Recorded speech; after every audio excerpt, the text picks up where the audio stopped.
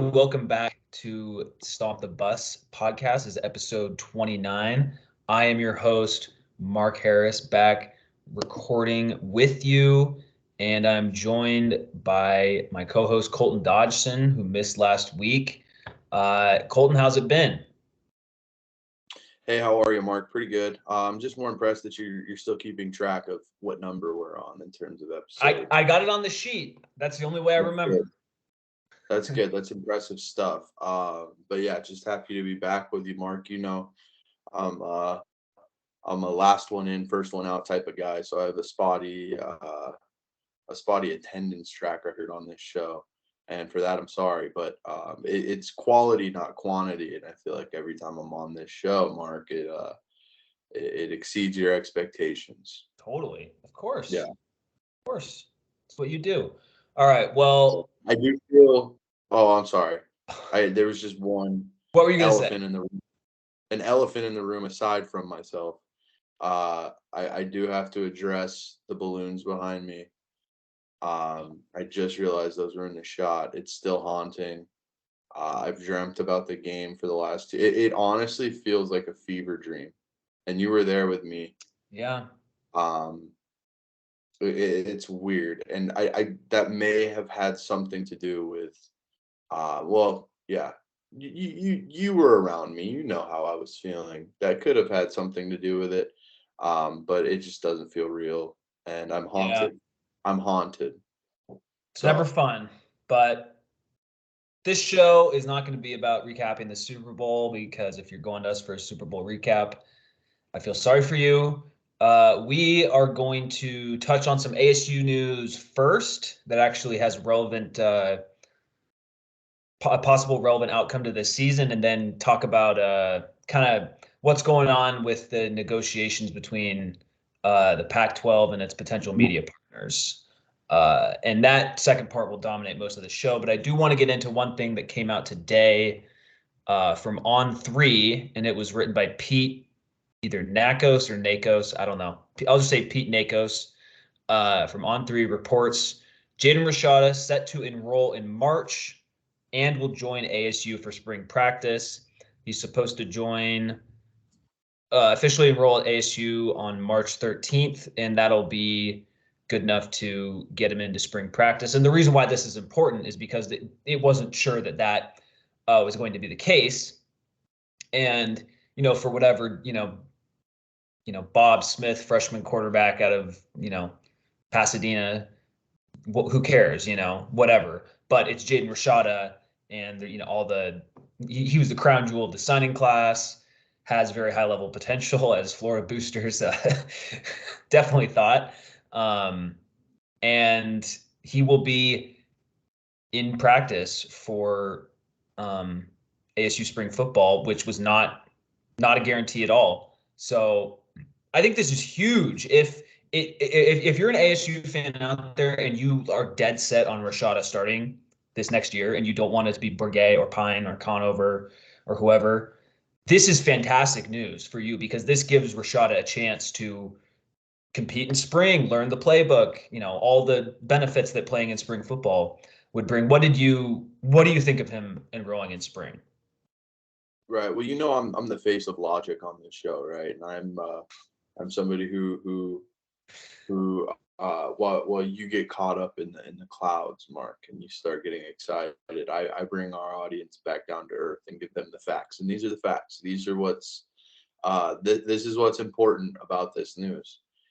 Uh, Rashada gets to campus just in time for his first spring break at Spring Break University. That's important. I think Number spring break two. at ASU was like the first week of March, though. Oh, okay. I For some reason I thought it was at the end. It depends. Either way, spring break season There at you go. Spring Break University, SZN. and he gets to frequent Zips now that it's clearly why he chose ASU. Now he'll be near Zips. And I think those two things are extremely important. All the stuff you said too, of course, competing for a job and all of those things. But there's other wrinkles to this that I feel we'd be remiss if we didn't acknowledge, and that's why I'm here. Of course. The super important stuff. Right. Okay, but from a football perspective, what do you think of Oh, yeah, Rashada? I feel like you should be more clear with your questions. Absolutely. He's I here mean, all we night, talked about folks. it. Yeah, we talked about it on the last show that I was on. I feel like it was 2 weeks ago. And we kind of talked about this arc where, maybe Rashada doesn't start the first season and kind of takes that unofficial redshirt year where he's learning and him and Dillingham are growing together. Um, and maybe Pine wins the job to start. But with this news, with Rashada enrolling in time for spring ball and all of these other things, one, it makes the spring game really exciting, right? That's something that Yeah. um, Dillingham was really emphasizing, bringing back that spring game after Pat's run. It makes that really exciting because you're probably going to get to see Rashada play at this point. But two, that spring game could be taking place in the middle of a quarterback competition that Rashada could be, a leader in, right? Mhm. Which, if he enrolls at the beginning of next year, who knows where he's at in that, how much time he's had, all of these things.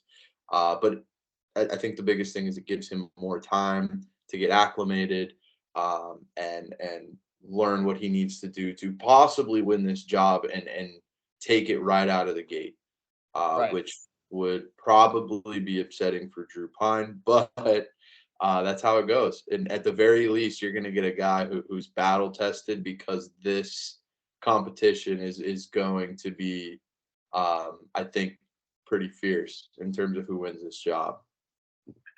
Yeah, totally. And I love the point So about I the got spring long. game. I love the point about the spring game Oh, too, there he is.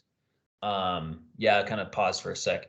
But like I was saying, the game, that's a for the very casual ASU fan, if you hear, oh, Rashada's going to be there, okay, I'll swing by, But not that that's some huge thing in the grand scheme of things. But and I think another thing for Rashada is you heard in his recruitment, or not his recruitment, just as a high school player, he's not like built, he's not like gonna come in and just like hit the weight room and be like a badass right away. Like he clearly needs to put on some pounds, which is normal. And the thing is, like most freshman quarterbacks, there's no expectation of them even starting.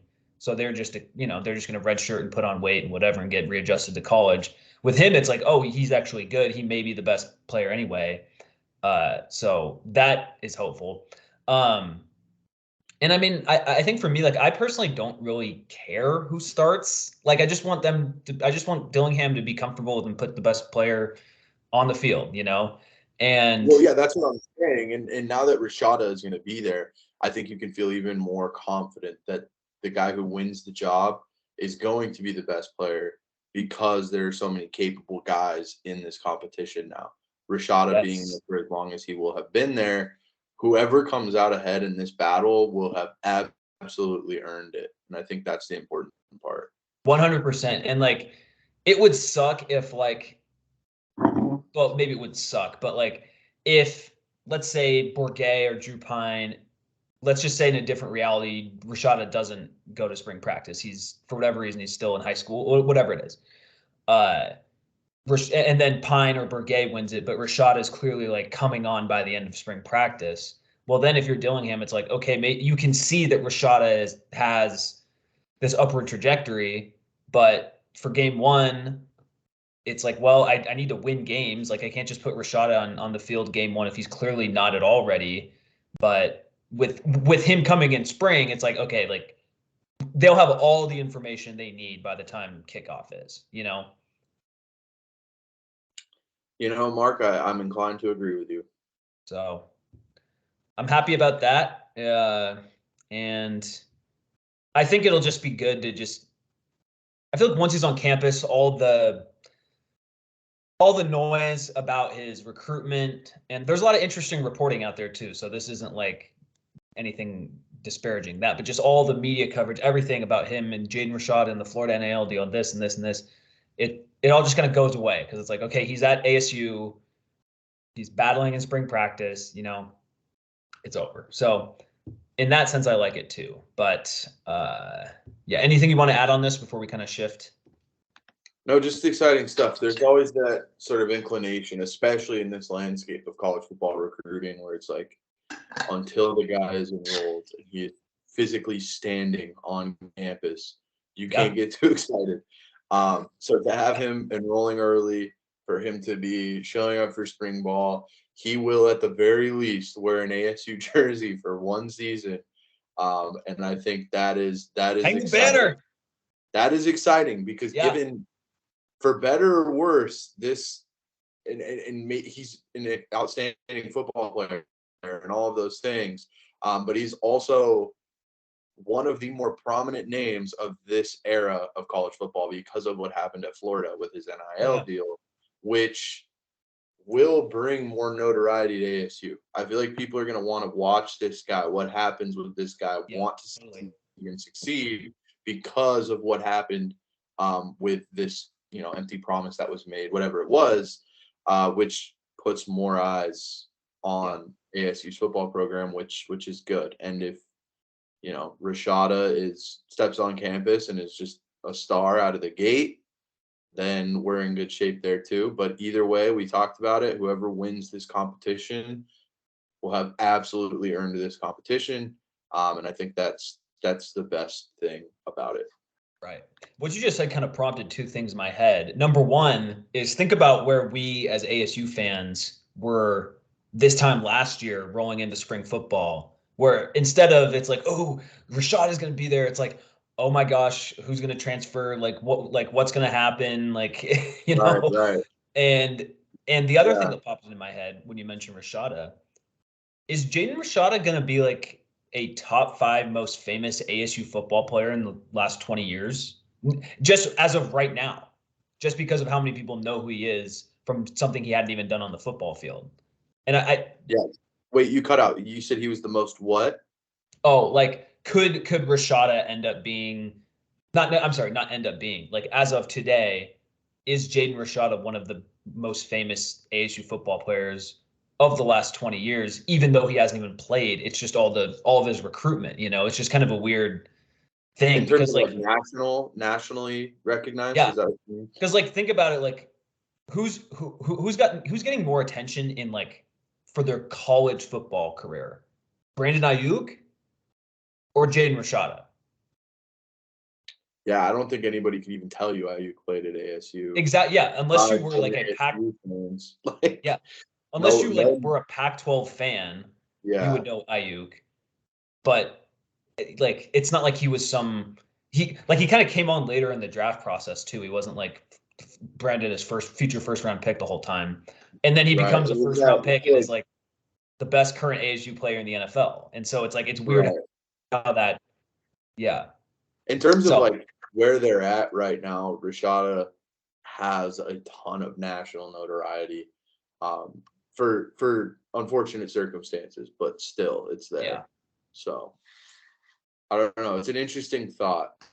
Definitely. I'd say Ayuk is right there too, but it's crazy where Rashada's at without even stepping on the field. Well, like N'Keal Harry was higher just because like N'Keal Harry was more like a college star than Ayuk was, even though Ayuk's been better in the NFL. But it's just how sometimes like guys fly under the radar and other guys get too much hype, and the recruiting aspect of it too, because Ayuk just came from a JUCO. So anyway, I just want to kind of talk that out. So hopefully Rashada loves the March Arizona weather. In February, it hasn't been exactly perfect all the time, like today and yesterday, but most of the time it's good. Anyway, I wanted to get to some more specifically football stuff and media deal stuff, which I know everyone loves. But this stuff is very important to the future of ASU. And there's been a few kind of driblets of news over this past week. We are recording on maybe driblet isn't the right word, but what's a driblet? Yeah. A few nuggets of news over the past week. We're recording on Wednesday. Today's Wednesday, right? Yeah, Wednesday, February 15th. So this is as of Wednesday, February 15th, we're saying all this. But And it started on Monday. So previous to this Monday, there had been speculation about the Pac-12 nearing its end to this media deal. You had George Kliavkoff go to an SMU basketball game. There's a lot of reports of San Diego State and SMU being the two teams that end up getting added. And on Monday, Pac-12 Conference tweets out joint statement from the 10 Pac-12 Conference board members, which are the 10 university presidents. This is quote, the 10 Pac-12 universities look forward to consummating a successful media rights deal or deals in the very near future. Based upon positive conversations with multiple potential media rights partners over the past weeks, we remain highly confident in our future growth and success as a conference and united in our commitment to one another. So, first of all, there's like two ways to read that statement. And if you go to that statement on Twitter, people are dunking on it like crazy because it's the typical dreaded vote of confidence, right? But what I guess when I look at that, why would the 10 Pac-12 presidents release something like that all for the conference just to blow up 2 weeks later, you know? So maybe it just means like our potential partners want to know for sure that we are locked in together, right? Because there's all these rumors of ASU and U of A wanting to go to the Big 12, which as an ASU fan, I feel like I'll get into like my preferences later, but I feel like in reality, it doesn't seem like it there aren't any ASU reporters that are like, oh yeah, this is about to happen soon. So that's one thing. But just Colton, when you saw that statement, what did you think? Yeah, I kind of liked what you said in terms of showing, media entities, whatever it is, that they remain focused and dedicated to the Pac-12, whatever it is, Pac-10, whatever you want to call this. Maybe also showing those schools like SMU and San Diego State that, they're not boarding a sinking ship, whatever it is, right? Just for, whoever it was who was the Big Ten was looking, or whoever, I can't remember what was happening. I think it was Cal and one other school, or maybe there was 4 schools. Do you know what I'm talking about? Right. Well, there like was 4 rumors of like if the Big Ten were to expand more west, they would grab Washington, Oregon, and the Bay Area schools. Right. That's what I Because was they thinking. fit like academically and like institutionally, they fit as Big Ten schools. But that hasn't happened, and it doesn't seem like the Big Ten is going to expand this round of media negotiations. Yeah, so that would be well down the road, which I mean, it Exactly. wouldn't really make sense. But I don't know, maybe just putting out that perception of like we're still in this. This isn't. It's strange. It seems like a very vague kind of just like, yeah, this is what like I don't. It's hard to explain. Like I'm reading this and I'm like, okay, yes, you should be looking forward to consummating successful media rights deals. Right.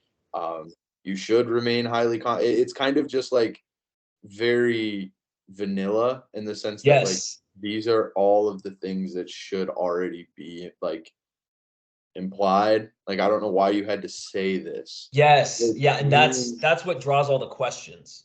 right, which means like the fact that you even have to say this is like that's where the doubts come in a little bit. Right, 100%. and that's kinda what I'm thinking about it. It's like, how do I even interpret this because it's so vanilla? I'm like, "What does this even mean?" But maybe that's what they felt, that's why they felt they had to put that out, right? Is like, Right. we have Well, to reassure people that we are still focused on the things that, like, everybody thinks we're already focused on. right. Yeah. So a part of me just thinks that like it's 10, let's be real, these are conference presidents or school presidents. That these are the people who make the decisions, okay? It's not people on Twitter, not fans who want things to happen. It's conference or God, I keep saying conference. School presidents. And the Pac-12 school presidents, look, they obviously like aren't super in tune with like Twitter and all this stuff, you know? And what I think it's just kind of a bad PR thing by the Pac-12 where it's like, oh, we're just going to send out a statement and then all these people will know that we're sticking together. But in like sports Twitter world, people see that as like, they see so many releases like that over the years and they think, oh, they sent out a release, school X sent out a release like that, and then a week later their head coach was fired. And but Yeah. I just think that's my solution isn't the right word, but thought on that statement is like, I actually do think that they're getting closer to a media deal actually being done. And their attempt with this statement is like, hey, we're going to try to calm the waters and with this statement. And in their minds, they're like, oh, everyone will read this and they'll see that we're committed and yada, yada. And then people read it and they think, oh, the Pac-12 is about to explode and U of A and Arizona State are off to the Big 12 and this and that. And maybe that happens. We don't know. That could happen. But I think this is And like the that Pac-12 seems to be. presidents. No, I go think ahead. I think it's them being like tone deaf and just not thinking people would just be like, oh, they're going to stick together. But since they don't really like care about the social media narrative or whatever, and I mean, think about this: like, if you're the president of freaking Stanford or University of Washington, you have these billion-dollar budgets. Are they like super like I obviously they want to get this TV deal done, but it's not going to be the only thing that's on their plate. So that's just my thought with it. I think it's more of like just a bad look than it is. Oh yeah, in 2 weeks we're not going to get any partners and the conference is going to fold. Right. Yeah, and that's what I mean. I think that's kind of the interpretation that we're talking about is like this. I mean, everybody's kind of like the fact that you would put this out is kind of your way of saying that like you're aware that things Yes. aren't as good as there's an awareness that things aren't where they need to be because you're putting this out. Right? Right. That's kind of what seems to be like trying to read the tea leaves a little bit. Is that the expression? I think Reading the so. tea Yeah. leaves? Yeah, that sounds right. We'll go with that. But yeah, I mean that seems to be everybody's interpretation. It is a weird statement. I don't know why you need to put it out. That's sort of just like things that are implied that should be Right. happening. Um, but yeah, I think it's caused if we're in PR 101, right? Um, I would file this under ways to drum up public concern and not a very effective strategy for easing anybody's minds. Right. Right. So, Yeah. So, and again, I mean, maybe this really is on, the edge of a cliff and it's all about to go kaput. I just don't think, especially you have the 10 schools releasing it. I just don't think that all of a sudden means, and again, I say this could be wrong, but um, having them all together, just saying, "Hey, we're committed." It looks really bad, like it does, but it's just I don't think it looks really bad. But would they really like send out a statement and coordinate it all if they really did have concerns about teams leaving? I don't think they would send out that statement, you know, because then they would just be setting themselves up to look really bad. sorry, I was just looking through the next tweet. The CBS and Turner are currently no longer involved, and one of the replies is Spike TV still around? Well, that's what I was going to get to Yeah. today. So yeah, Brett McMurphy, CBS and Turner, and that's a good reply. CBS and Turner are currently no longer involved in Pac-12 media rights negotiations. Sources told Action Network HQ. And like with this, there's two ways of looking at it. Is it nobody wants Pac-12 and Pac-12 rights at all, and it's all going to explode soon, or does it mean this is actually like the wheels are in motion and they're just got better offers from other companies, you know? Yeah, definitely. I mean, and then there's obviously the factor of like third party deals coming in, or third party networks, kind of like an Right. Amazon, or so. Obviously it wouldn't be Amazon, but like these other smaller networks coming in and these streaming platforms coming in. It's kind of like an era where like YouTube TV and Google win the Sunday Ticket and all these other things, right? Maybe the Pac-12 gets a little creative with where they go with their rights, and they don't go to a typical like network Well, yeah. company. So I don't know. Well, it's the two big rumored ones are ESPN and Amazon. Um, and I heard this brought up. I forget who this week, but excuse me. One thing that could be slowing this down is Amazon. Like, it's not like apparently the Big 12 basically just re-upped with its existing partners. Pac-12 not doing that. It's a different type of media company, and so therefore that may take longer in negotiations. Definitely, that is an interesting point. Trying to think. So Turner would have been like TNT, that sort of thing, Yeah, right? yeah, Okay, that's what I was thinking. yeah. So to me, like, at first when you see that tweet, it's like, oh no, like you just get panicked because it's like, oh, like what does this mean? But then you just think about it. It's like the fact that it's official that CBS and Turner are currently no longer involved in Pac-12 media rights negotiations. That means they were. Sorry. Autoplay gets us again.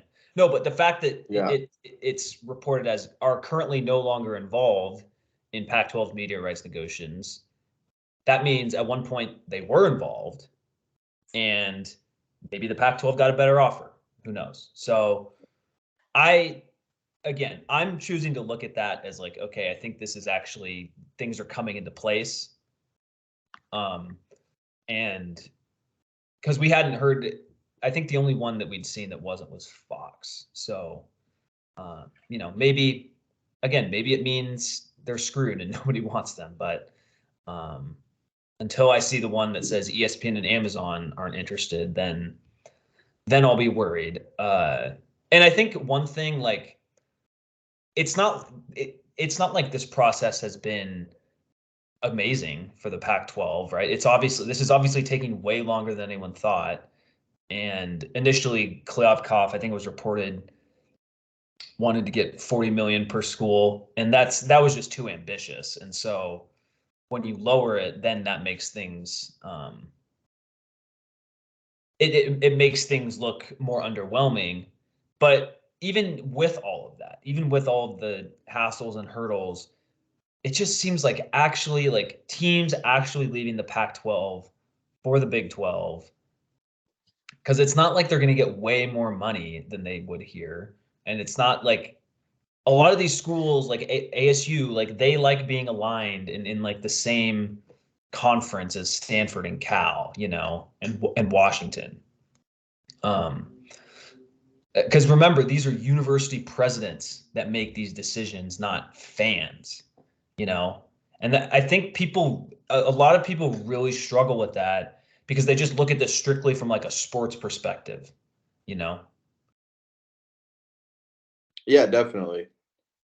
You're summing it up, Mark. I don't have a whole lot to add here. I mean, it's a pretty convoluted, and we talked about this from the beginning. All of this That is media very true. stuff Yeah. is like I just don't even know what to even add to any of this. It's like we'll see, as long as, and then I'm sure this isn't even, when would this even kick in? These riots. We're still So gonna have to it would watch. be summer of 2024 after. Yeah.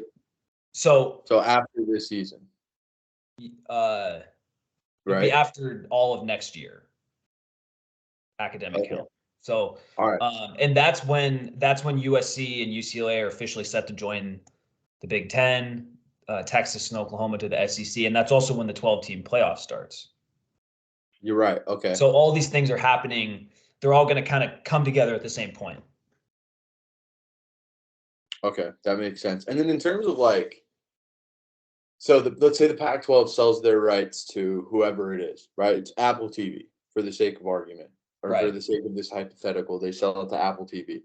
Does that mean when you log on to Apple TV, that's where the Pac-12 games are going to be? Or is it like you're still going to see the Pac-12 After Dark or whatever on ESPN, and Pac-12 Network's still going to have some games, but Apple TV gets the bulk of the games? Like, what is even being purchased here? Well, that's a good, and I'm not, look, I don't have all the answers to that, but That's what's confusing to me, because I'm like, is the Pac-12 network just gonna like only show baseball and like a couple like what even happens to that entity yeah, that I don't know. But I when think they in sell terms the of, rights elsewhere? It just doesn't make any sense to me. Like, none of this really, like, what is being purchased?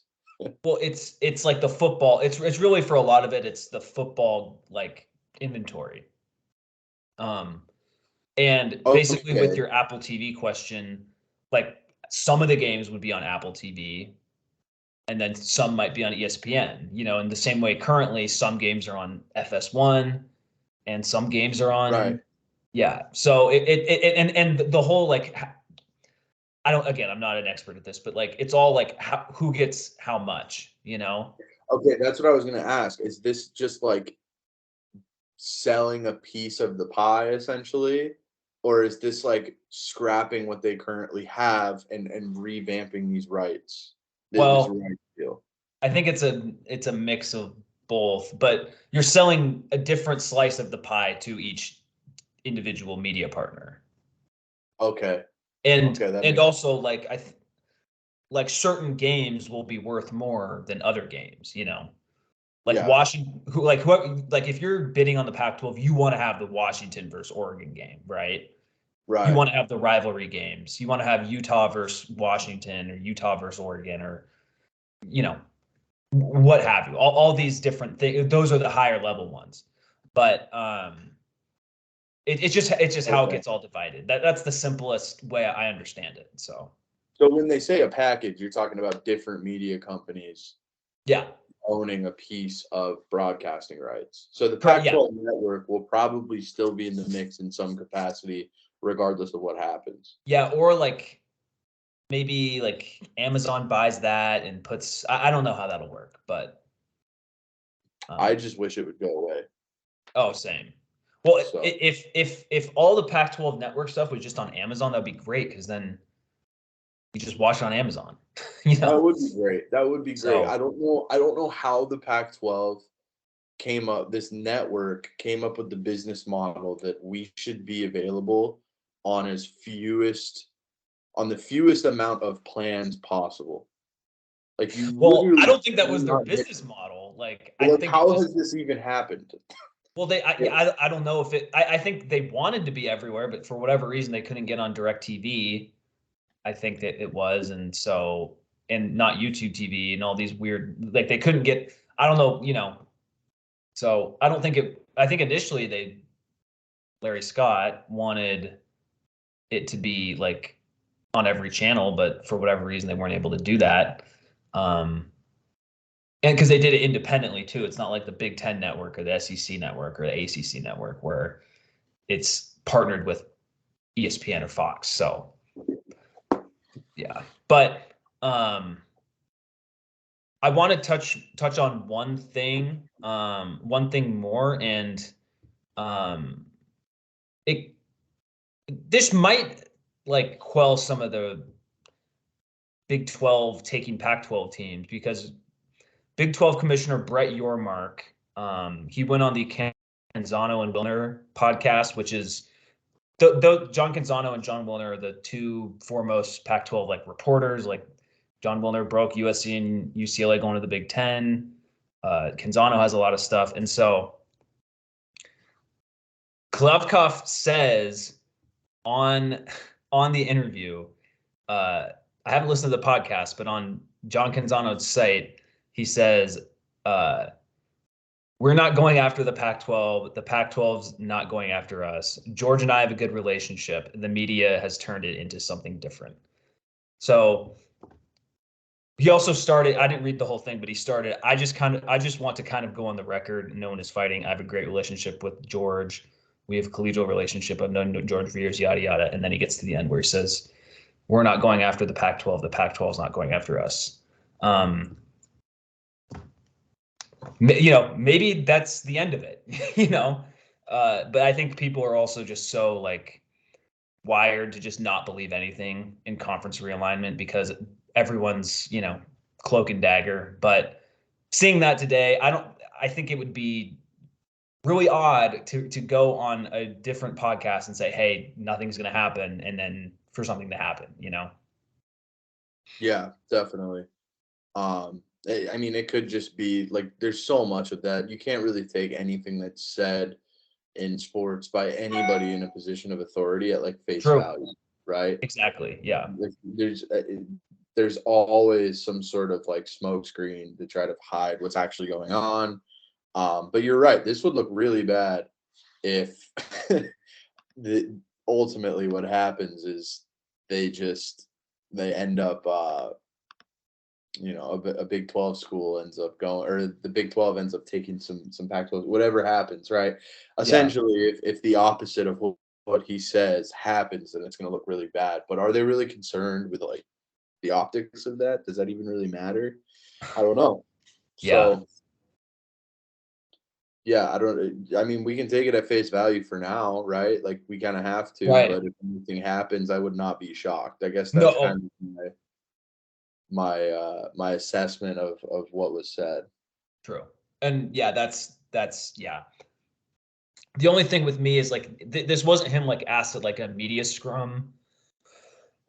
This was him going on a West Coast podcast and saying, I want like let's put this on like I just want to kind of go on the record. No one is fighting. We're not going after the Pac-12. Pac-12 is not going after us. Like you said, of course, this could be a smoke screen. This could be BS. But I just find it hard to believe that he's going out of his way to record a podcast and saying all this. Right, and I think the only other thing with this is if you look at the section directly above on the fighting between the Pac-12 and the Big 12, it says, "I'm not targeting anyone specifically. I've been saying it. I've been pretty transparent and intentional that we'd like that fourth time zone to create more value for our media partners. Would I like to be a national conference in all the different time zones and from a geography standpoint, have our Big 12 flag all over the country 100%. We'll see where we end up." So I don't think he's like, he's still very interested in trying to True. make the Big 12 a national brand. And if that's his goal and the opportunity comes to poach a Pac-12 school, it doesn't really sound like he's going to blink because of his relationship with Kliavkov. Right. I, I agree with you there. I guess my thing with that is maybe that's like if the Pac-12 can't get this media deal done, then we'll come in, right? Right. That's a Or good maybe point. he's talking about like Boise and Fresno State. Yeah, he could be talking about schools that aren't in the Pac-12, right? That's I mean, that's a great point too. It could be nobody in the Pac-12, right? Yeah. But I'm just saying, like you're absolutely right that if that media right, if the negotiations with the media rights kind of fall apart, uh, I don't think anybody's going to blink in terms of trying to scoop some of these schools up who might be frustrated. Yeah, totally. Well, that's pretty much all I wanted to touch on. I do have actually, just since you weren't on last show, what do you think about potentially adding San Diego State and SMU? I think it makes a ton of sense. I think we talked a lot about the Pac-12 kind of moving further east, right, into like the Texas region and things like that. Um, Obviously, California is a market that would seamlessly fit into the Pac-12. SDSU has been a successful program, nationally. They're usually, regardless of where they end up in season standings and things like that, they're competitive at the very least. I mean, they play Pac-12 schools tough. It wouldn't be something where they'd come in and just be a punching bag. I think they'd hold their own. And then same with SMU. That program is a program that seems to be trending upward, right? So those two schools seem like pretty seamless fits, not only geographically, but in terms of being a competitive fit and being a school that can come in and hold its own, like I said, and not just kind of roll over like, um, you know, yeah, the Yeah. UCLA is probably going to have to do in the Big Ten. Totally. Yeah. Well, I mean, at San Diego State point is like they'll walk into the conference and they'll be the second best men's basketball program, like Oh, immediately, 100%. Yeah. which is kind of sad, but that's where we are in Pac-12 landed men's hoops. But Right. And I mean, even if we're thinking just football too, both of those programs can come in and yeah, probably be middle of the pack at like the most, and they're like right off the bat in terms of yeah, like caliber, right? They wouldn't come in and just be bottom dwellers that, they're kind of just there. They would come in and be competitive programs from a football standpoint. And then you said it, SDSU would come in and be kind of a staple for the college basketball lineup, right? yeah. It would be almost an upgrade. Well, never mind. I You're was losing thinking Indiana. USC. I was thinking USC, and then I was UCLA. I was like, no, never mind. But it's not a bad. Let me rephrase. It's not a bad consolation to replace a USC or UCLA with a school like SDSU, right? It's I mean, losing UCLA sucks in terms of like caliber and everything like that, but yeah, San Diego State's a good program, and I think they'd be seamless fits geographically and Yeah, competitively. for sure. And that new stadium in San Diego is insane. There Totally. should be an NFL team playing in San Diego, but that's an issue for another day, Mark. This is Yeah, an NFL podcast. yeah. No, no Justin Herbert talk today or Latainian Tomlinson talk today, but you mentioned the fits and SMU. Like I mentioned this on the last pod, but SMU doesn't make quite as much sense on paper. But SMU has so much money that they can throw around, and they have an NIL collective that's like giving players like 36 grand a year, just on top of everything else, all this that scholarships cover. So that's an incredible recruiting tool.